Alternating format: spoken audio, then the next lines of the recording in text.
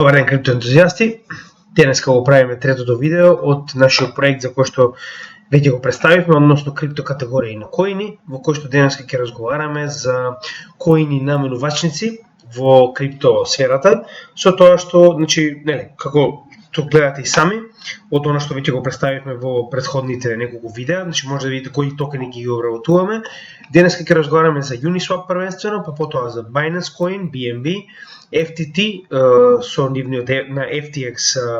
менувачницата и Cronos, односно Crypto.com менувачницата. Со тоа што ќе работиме на овие 4 коини и ќе образложиме зошто е добро и што е уствари поентата да се има exchange coin. Сега, ќе направиме само кратки анализи на сите овие коини, генерално каде се наоѓаат и да видиме како се одвивале работите во претходниот bull market и според тоа да видиме што би можело да се очекува, но идејата е да претежно, денеска нема да се посветиме толку многу на техничка анализа, затоа што мораме прво да видиме кој од овие коини ќе ја преживее оваа зима, за да можеме понатаму да направиме соодветна техничка анализа на таквите податоци и да видиме што можеме да очекуваме. Во меѓувреме, денеска ќе поразговараме исклучиво за тоа што представуваат, кои се оние кои што јас мислам дека навистина имаат потенцијал и зошто, како и некои одредени вести за нив. Со тоа што за прво ќе започнеме со самата, објаснувањето што уствари представува exchange токен или коин. Сега, разликата повторно овдека ќе биде во однос на тоа дали самиот токен или коин има собствена крипто технологија од досегашните крипто менувачници кои што ги имаме, ниту еден коин нема своја смарт контракт технологија за да може да биде наречен коин, затоа досегашните сите exchange коини, фактички exchange коини се токени. И на тој начин, затоа exchange coins идејата е уствари дека представуваат коини од самата платформа, но по дефиниција се токени затоа што немаат своја блокчейн технологија, односно не се пишувани на сопствен јазик и немаат свој екосистем. Тоа беше кратко објаснување околу разликата, со тоа што секоја најчесто, како на пример на Binance, истиот е направен на Binance е единствениот кој што има свој блокчейн, BNB фактички представува самиот коин на кој што има свој екосистем, за разлика од тоа другите се токени. Да, тоа е разликата, со тоа што Binance на собствениот екосистем го развива својот коин BNB и самиот по себе што уствари представуваат? Представуваат замена за вредност, своевидно хартија од вредност од самата менувачница од кој што ги поседувате. Идејата е уствари со поседување на ваквиот тип на токени, коини во случајот на Binance, да поседувате фактички своевидно дел од самата менувачница. На тој начин, зошто уствари по дефиниција ова е така? Идејата на хартија од вредност, кога една компанија издава хартија од вредност е да направи собирање на средства со цел да може да ја зголеми сопствената компанија. Односно, овие средства кои што ќе ги прибере од продавање на сопствениот коин токен, во случајот да речеме хартија од вредност, да може да се развие понатаму со ваквите ресурси и да ги зголеми своите операции. Затоа идејата е дека кога вие купувате дел од овие токени, коини, значи дека со тоа помагате во развојот на самата менувачница. И затоа вие фактички имате дел од истата. Во однос на колку токени коини имате, вие фактички имате своевидно хартија од вредност од самата менувачница. А дополнително на тоа, тоа е основната целина, основната поента на ваквиот тип на коини и токени, за разлика од тоа, секоја од овие менувачници има собствени, позитивни страни, perks, од кои што, например, поседувањето на ваков тип на коини и токени може да ви доведе некои дополнителни, да речеме, плусови фактички на самата менувачница, како што највообичаено е тоа дека, например, фисот како такви, може да бидат плаќани во ваков тип на коин и кога тоа се прави е многу поевтино, за разлика од тоа доколку, например, мора во моментот да купите или да смените за да може да платите одредена транзакција. Идејата е дека поседување на ваквиот коин, за разлика од секоја менувачница различно, има дополнителни позитивни ствари. Ако се сеќавате, ова го спомнавме на Binance, јас ќе ви го покажам тоа исто кога ќе разговараме за Binance. Но ќе почнеме првенствено од Uniswap, со тоа што, како што кажавме и претходно, во CoinGecko, во категории може да најдете Top Exchange Based Tokens, каде што фактички, како што може да видите, ова се сите менувачници, без разлика дали се централизирани или децентрализирани, да, тоа е уште една работа што треба да спомнеме. Значи, менувачниците првенствено представуваат апликации кои што помагаат при менување на токени, коини со стейблкоини и слично. Значи, фактички огромен дел, значи скоро цела трговија на криптосферата се врши преку ваков тип на менувачници, со тоа што може да имаме два типа на менувачници, едните се централизирани, тие се најголемиот дел од оние кои што ги знаеме, како што се, во случајот Binance, FTX, Kraken,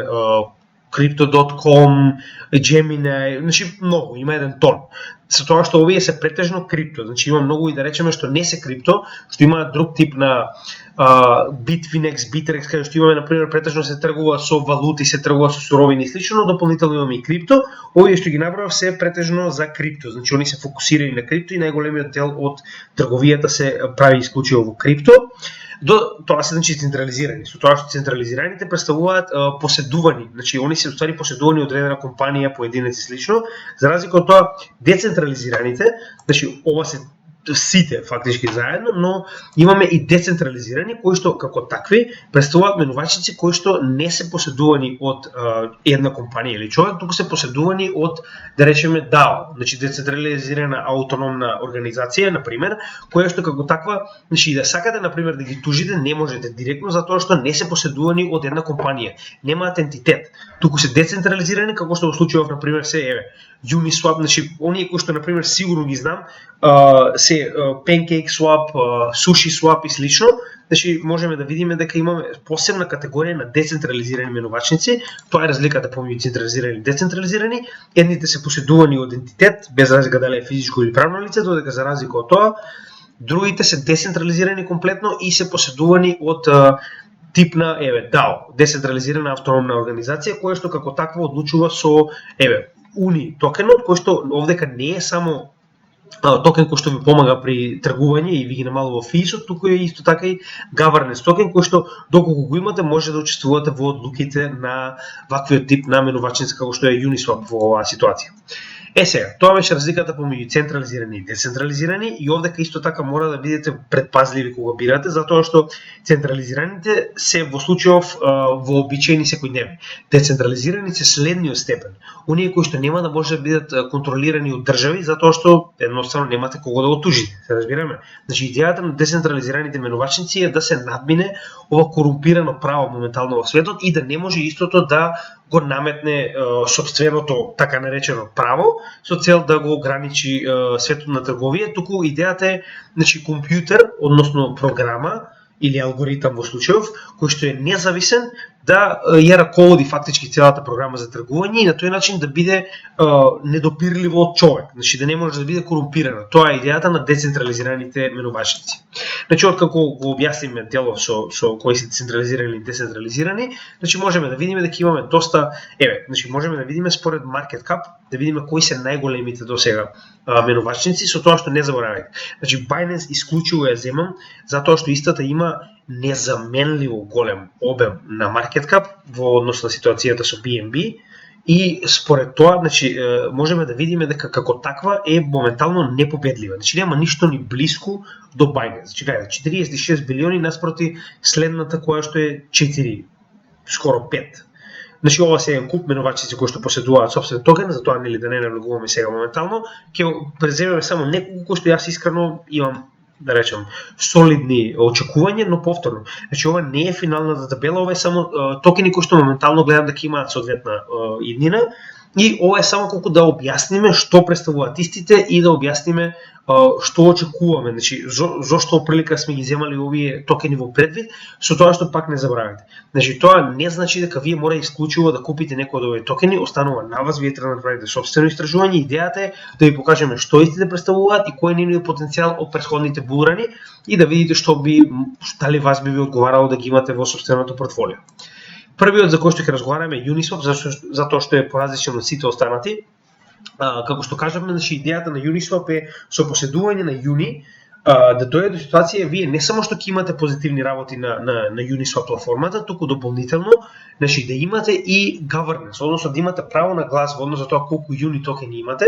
дури и таму има некои одредени правила, затоа што не може, например, посебно има одреден whale, ако не се лажам, кој што поседува огромен број на токени на Uni, кој што кога ќе ги испоредите во однос на останатите, значи има огромно право на глас, но и таквиот тип на право на глас се ограничени со тоа што на помалите играчи, кои што има помала количина на Uni, им се даде на некој начин поголем интегритет, поголема сила на глас. На тој начин фактички се изедначува моќта на гласот кога се донесуваат одлуки, но сепак нормално, да не се лажеме, значи големината на волетот со Uni токени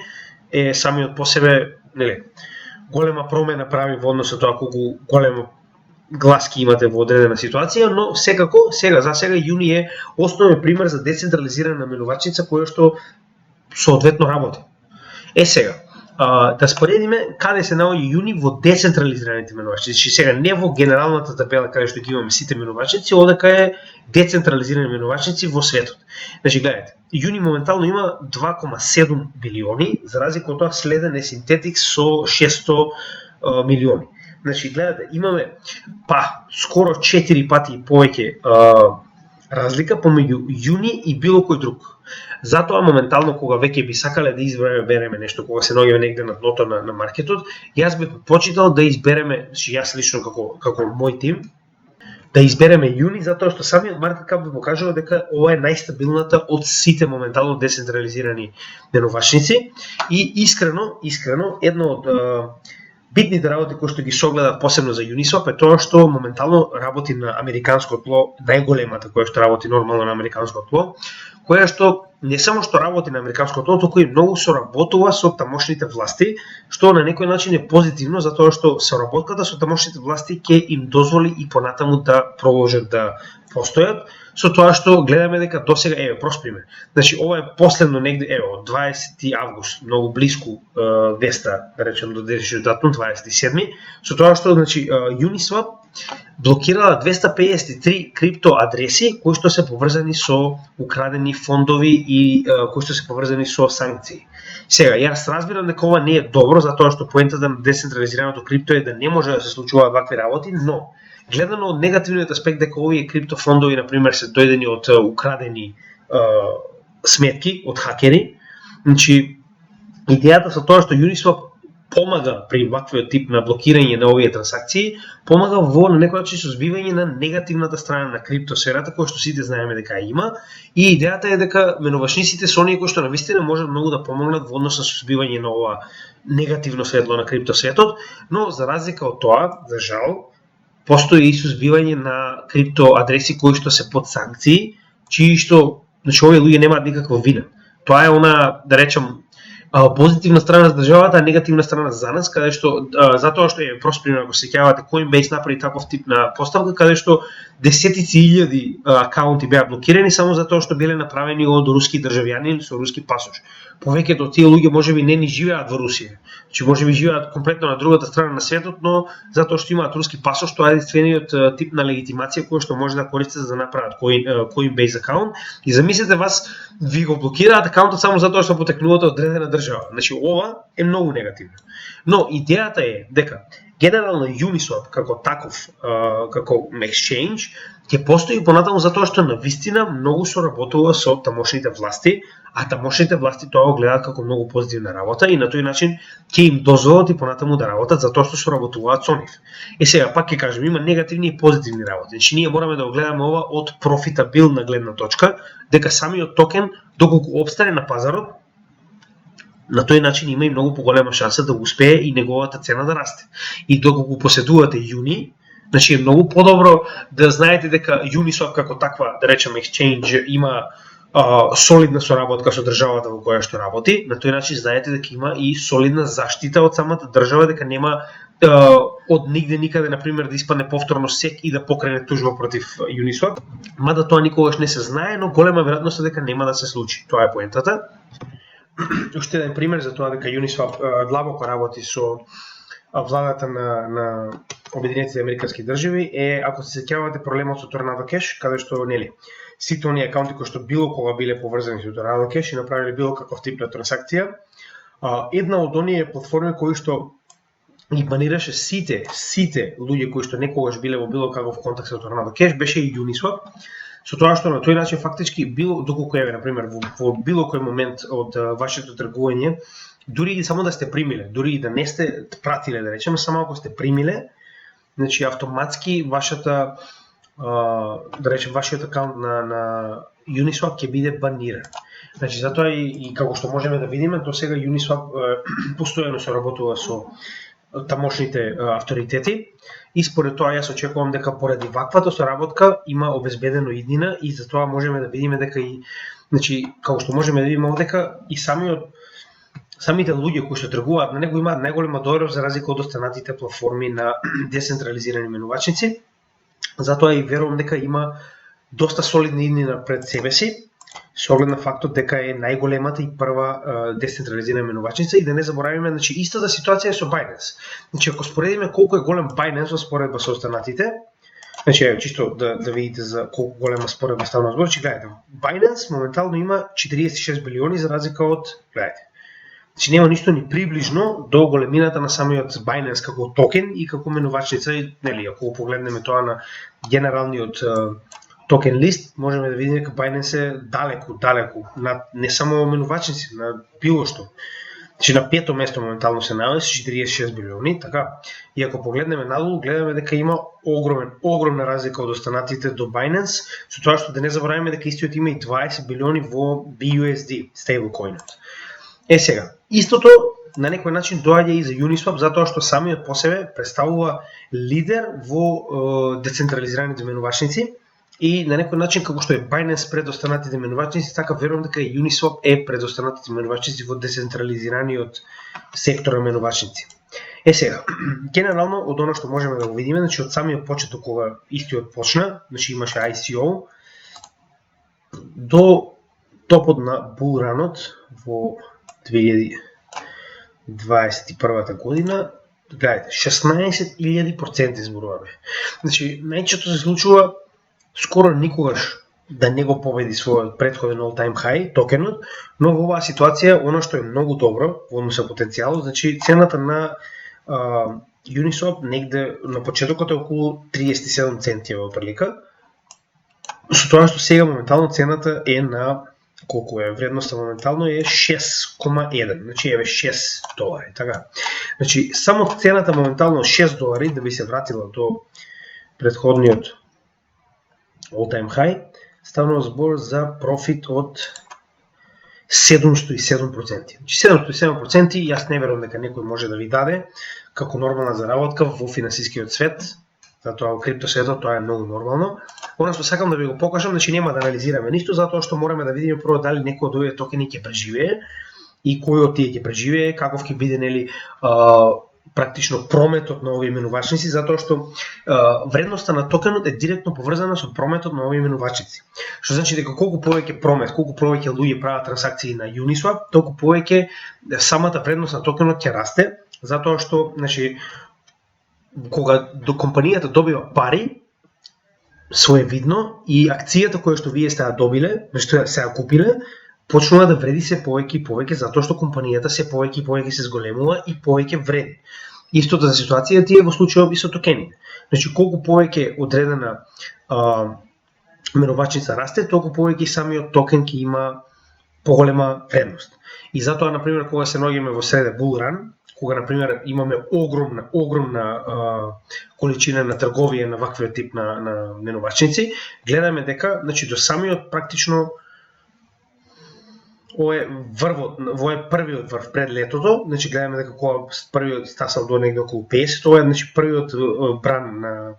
bull run-от, со тоа што во вториот бран немаме толку силен или напредок, како што можеме да видиме. Тоа беше негде пред зимата во 2021 година, но оно што сакам да ви кажам е дека обемот на трансакции директно ја зголемува цената на Uniswap, затоа што колку повеќе се тргува, толку повеќе луѓето имаат потреба од Uni токени. Истото функционира и за BNB, истото функционира и за FTX, за Crow, значи за било кој тип на на менувачница која што станува популарна и која што во моментот има голем број на трансакции, буквално се случува истото кога станува збор за ваквиот тип на поседување на токен. Значи, работата е да се купат кога е, да речем, во bear market и да се чуваат до моментот кога, да речеме, ќе има поголем или најголем дел на обем на работа на самата менувачница, најчесто тогаш го достигнува најголемиот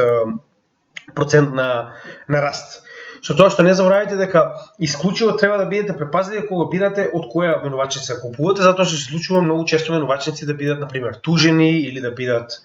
на некој начин да пропаднат поради погрешни инвестиции, чи многу работи може да се случи кога станува збор за менувачница. Затоа, например, овие што ви ги покажувам се исклучиво големи и како такви се многу постабилни за разлика од оние малите кои што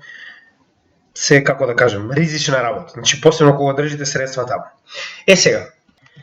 Uniswap како таков, јас верувам дека има доста солидна иднина и верувам дека во наредниот bull market не само што ќе го достигне пред тамака, туку верувам дека и доста добро ќе го надмине, но за тоа ќе поразговараме подоцна, значи кога ќе видиме дека го преживеал bear market дното и од тој момент ќе почнеме да размислуваме, нели, за одредени напредоци, мети за следниот bull market и слично. Сега за сега, значи, можеме да разговараме само за тоа, нели, што е до сега и зошто е како таков битна менувачница од она што го кажаме.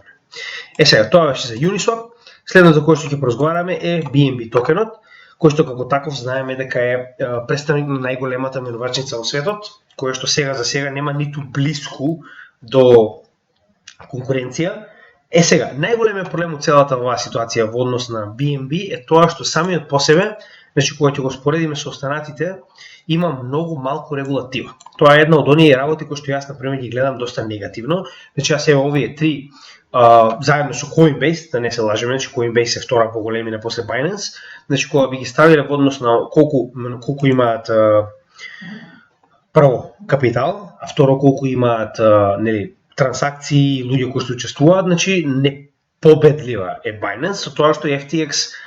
јас мислам дека ќе го преста со Coinbase, останува да видиме, но битната работа која што можеме да споредиме во однос на регулативата, затоа што верувајте ми, регулативата ќе биде многу битна во следниот период. Значи она е тоа што јас ви го кажав во претходното видео во однос на USDT и USDC. Значи колку повеќе регулатива имате, толку повеќе државите ќе ве поддржат во вашиот напредок. Што значи дека доколку немате регулатива, како што во случајот Binance има само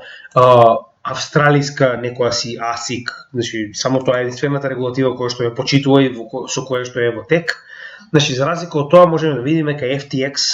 и Coinbase имаат многу поголема обширна опфатеност на регулатива која што многу ќе им помогне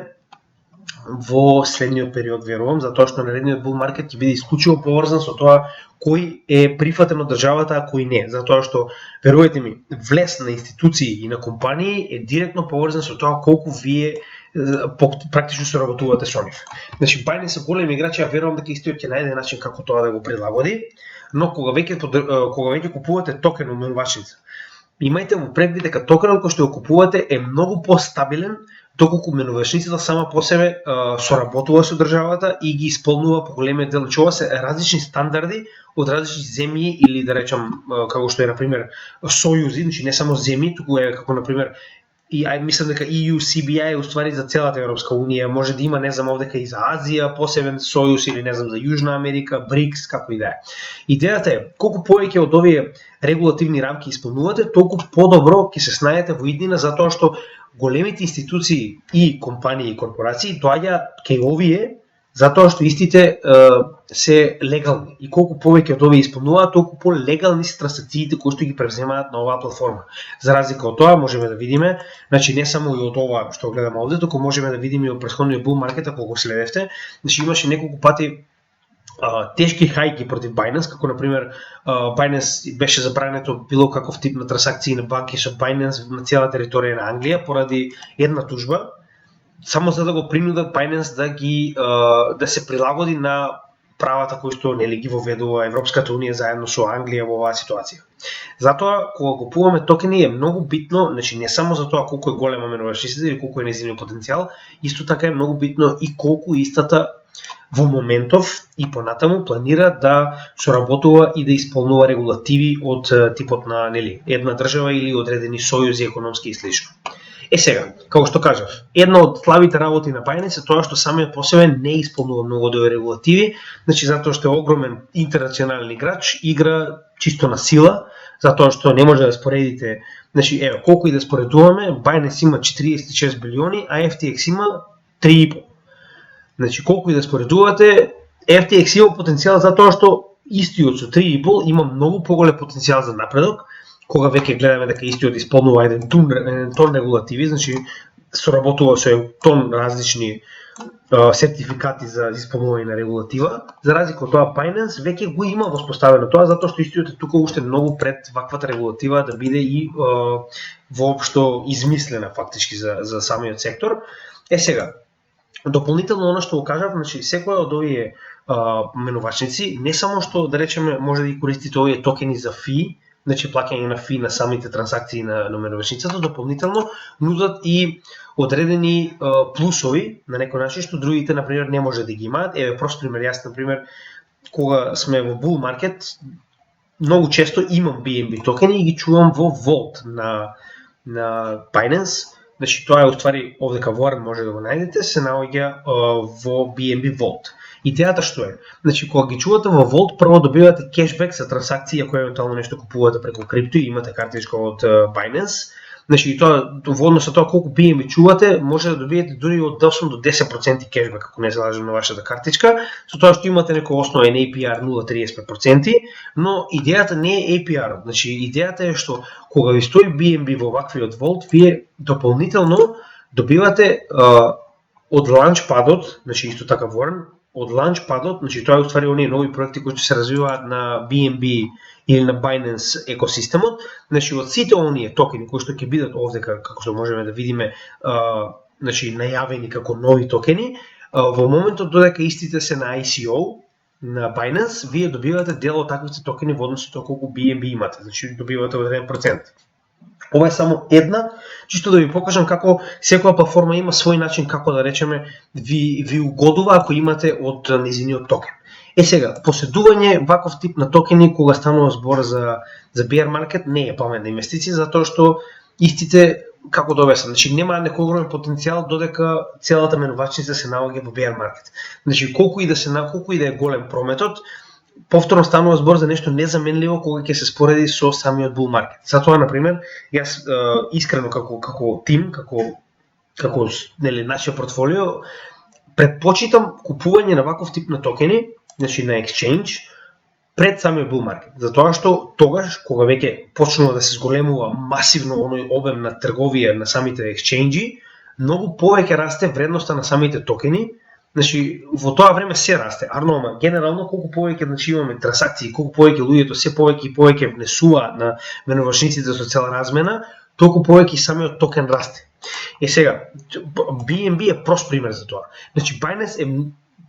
коин кој што е во пазарот многу одамна. Значи, гледате, истиот почнува уште од 2017 година, уште пред булран. Со тоа што во целиот булран и bear market, значи максимална вредност која што добива 26. Значи 26 се до следниот bull market, кога истиот достигнува неверојатна сума од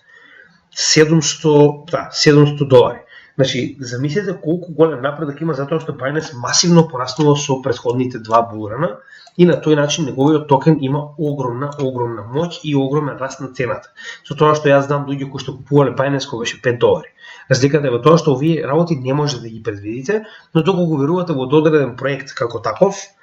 значи тогаш е паметно да имате барем некоја сума и јас зашто велам. Значи и да поседувам Binance го користам истите транзакции за слично, некоја мала сума, да речем, сега нормално за секој има различен тип на колку он би прилика би одделило своето портфолио, но јас верувам дека е паметно. Значи не мора да поседувате од сите различни менувачници. Поседувајте од она кое што користите. Ако користите crypto.com, поседувајте Chrome. Ако користите FTX, поседувајте FTT. Значи поентата е она кое што поседувате. Значи наму каде што највеќе работите. Ако работите на Binance, имајте таков токен. Кога имате таков токен, значи и така го користите на самата платформа и има шанса истиот да порасне и да ви донесе, да речем, дополнителен профит. Тоа е многу добро. Затоа што на тој начин фактички добивате дупла корист со оглед на фактот дека ја користите платформата константно, значи да речеме вас ви одговара, а плюс на сето тоа добивате и профит на крајот од bull маркетот затоа што го поседувате токенот од самата платформа кај што тргувате. Сега, уште една многу битна вест за Binance, која што видов дека некои луѓе ја споделиле, значи Mastercard почнува да се работува со Binance во однос на меѓусебна трансакции за користење на практично плаќање и купување со крипто.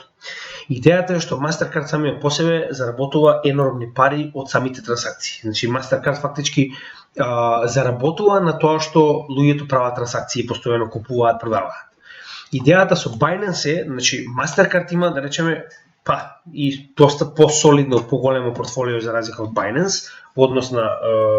средства кои што ги има под свој менеджмент, со тоа што отварање на соработка помеѓу еден од најголемите финансиски провайдери на брзи трансакции со најголемата менувачница во светот, не може да биде ништо освен успех, да бидеме реални. Со тоа што замислете колку голем, сега чисто го кажувам ова за следниот bull market, замислете колку е возможно Mastercard да донесе профит, тоест промет на страната на Binance. Со тоа што сега моментално, ако има ваков тип на соработка, значи оние кои што поседуваат Mastercard, например, ќе имаат, да речеме, посебни привилегии кога плаќаат на Binance или кога прават депозити на Binance. Значи замислете сега, вас ќе ви дават некој процент што е помал за разлика од останатите. Пример, ако моментално плаќате 2% за депозит од Visa, а плаќате 0,5% за депозит од Mastercard, сите ќе влезат со Mastercard. На тој начин имате еден куп дополнителен промет кој што Mastercard ќе го возможи за да дојде до Binance. Уште една голема работа која што може да кажеме од оваа вест е тоа што досега Binance имаше ограничено кои банки смеат и можат, кои дозволуваат фактички луѓето да инвестираат на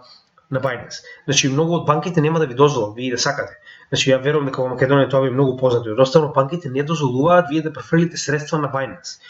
За разлика од тоа, значи Mastercard како провайдер на услуги може да им наложи на овие банки затоа што фактички Mastercard е еден од главните провайдери на ваков тип на услуги во светот, кој што ако ви каже морате да го слушате, значи нема тука избор. Идејата е што он наложува на сите кои што поседуваат Mastercard да можат да внесуваат на Binance, дури и банката да не го дозволи тоа. Верувам дека Mastercard има таа моќ и ако тоа се случи, тоа ќе биде огромен плюс за Binance, затоа што тогаш ќе имате многу поголем опфат на луѓе кои што претходно не можеле заради тоа што нивната банка не им дозволува да внесат во ваквиот тип на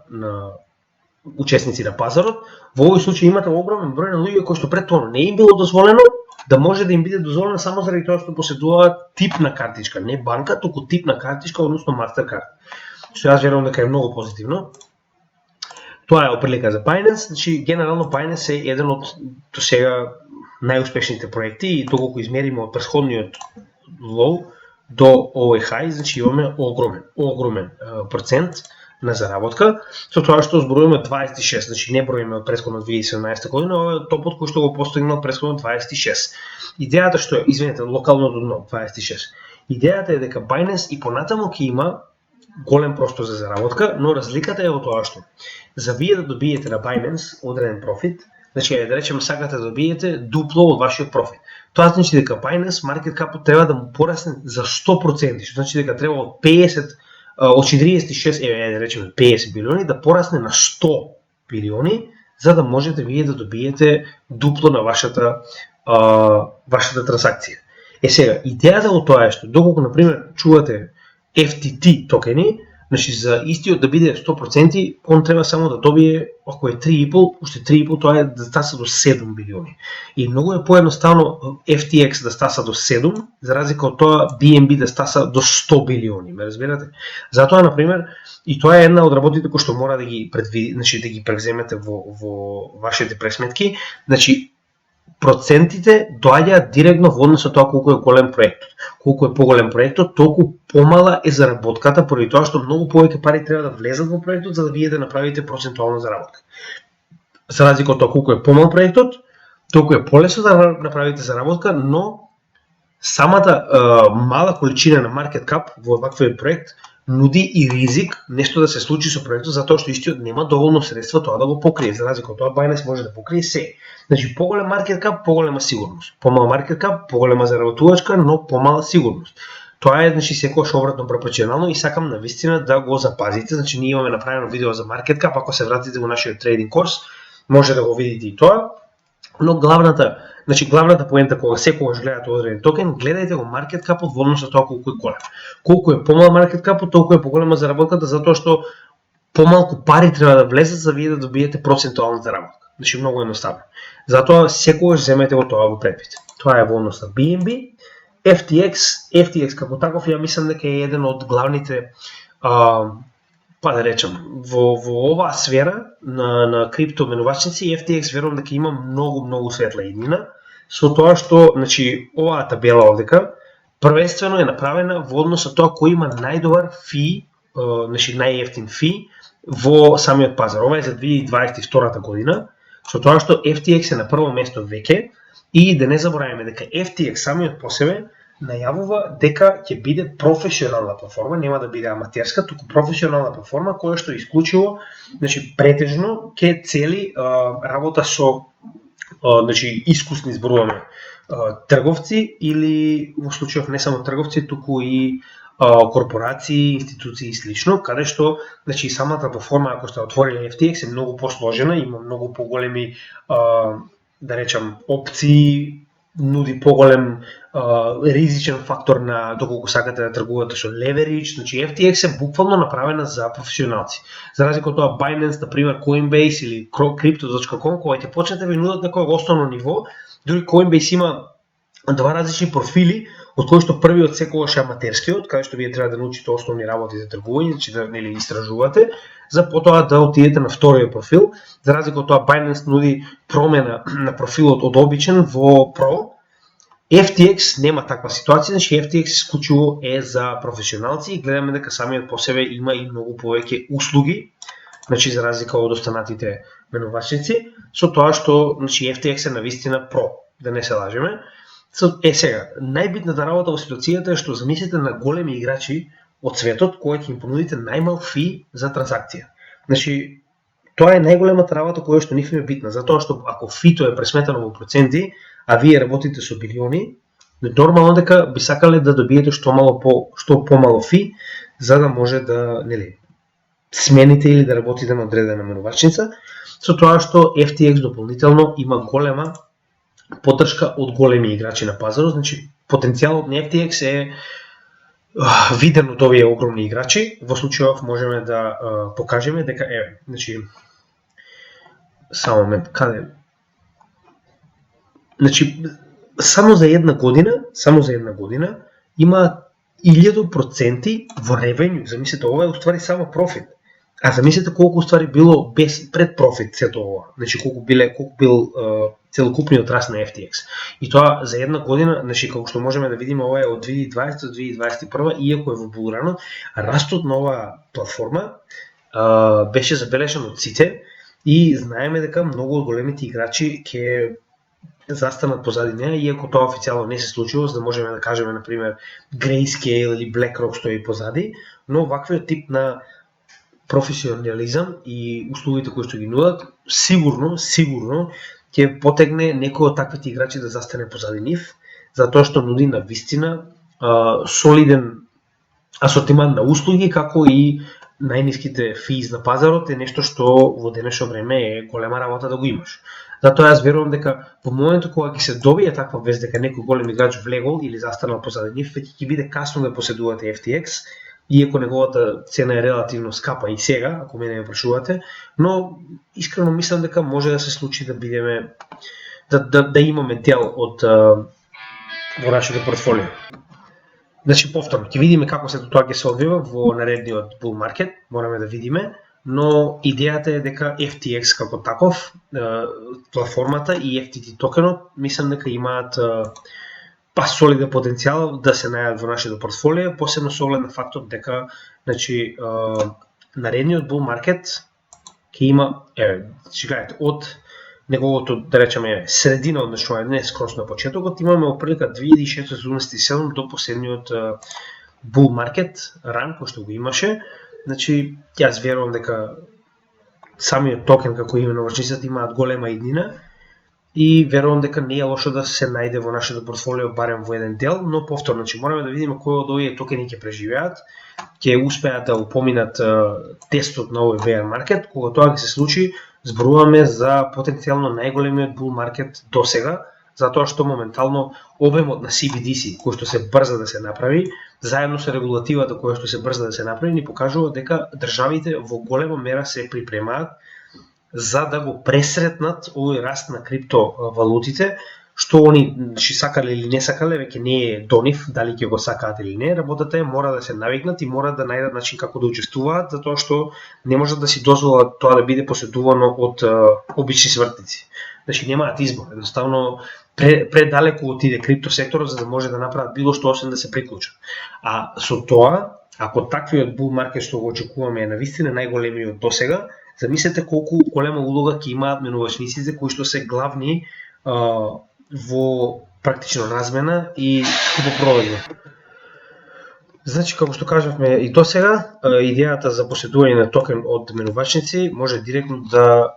помогне во вашето портфолио, како затоа што очекуваниот најголем булран во светот може само дополнително да ви помогне кога станува збор за главните играчи на пазарот кога станува збор за размена на токени. Последен за кој што ќе разговараме е Кронос. Интересно е тоа што Кро како таков е за мобилен телефон, можно и сега да имаат апликација, но главно истиот почна и се разви како апликација за мобилен телефон, претежно новчаник, но генерално и менувачница,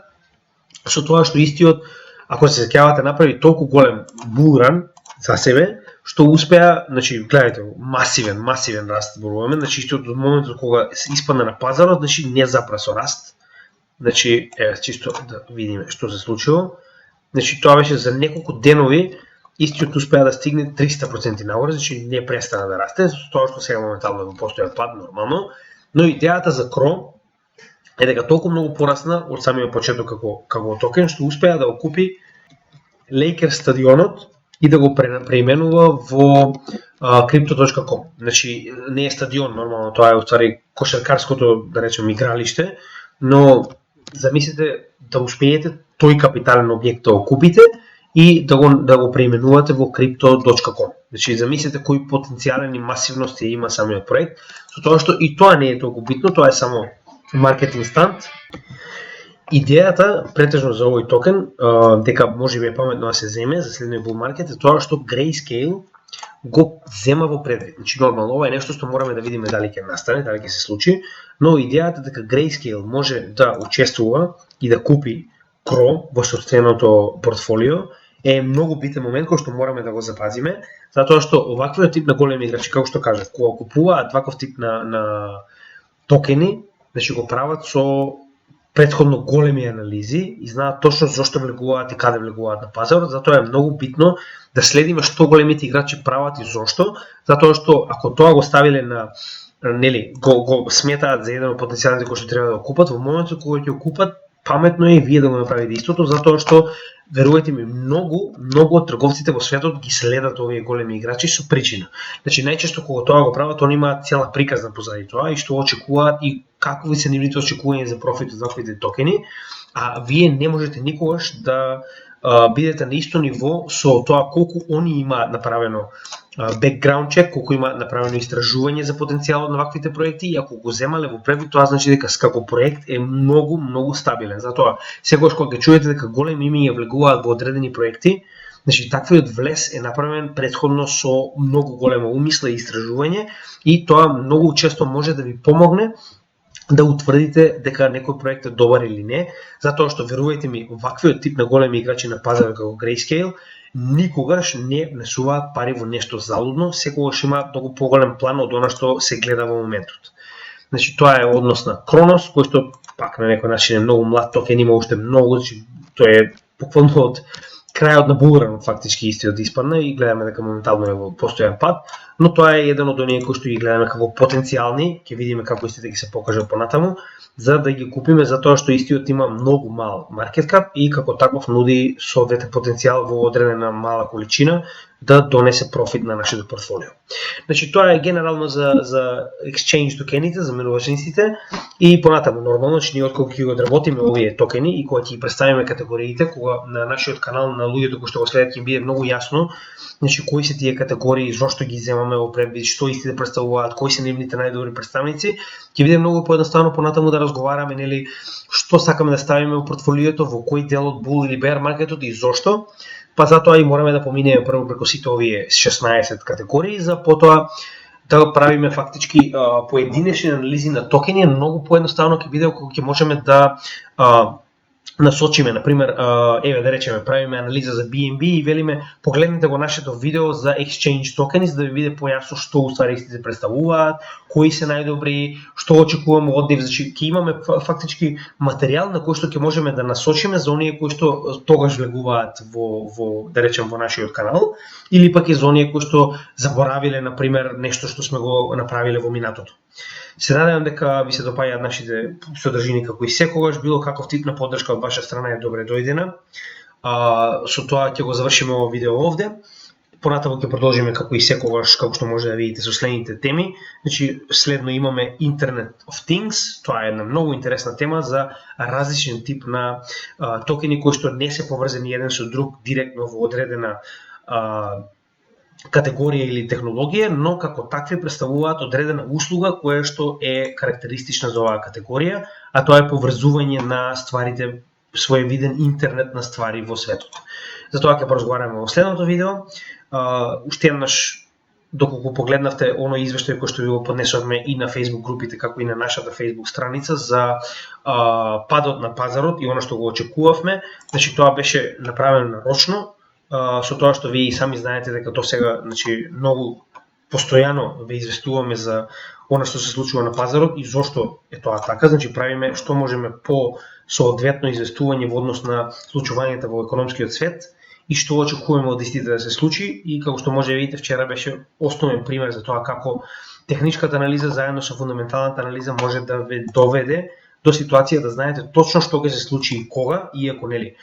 самите пазари постојано нудат изненадувања, нели? Но генерално во поголемиот дел од случаевите, барем 90% ќе знаете што во гро план се случува во пазарот. Значи тоа беше вчерашната вест дека ќе имаме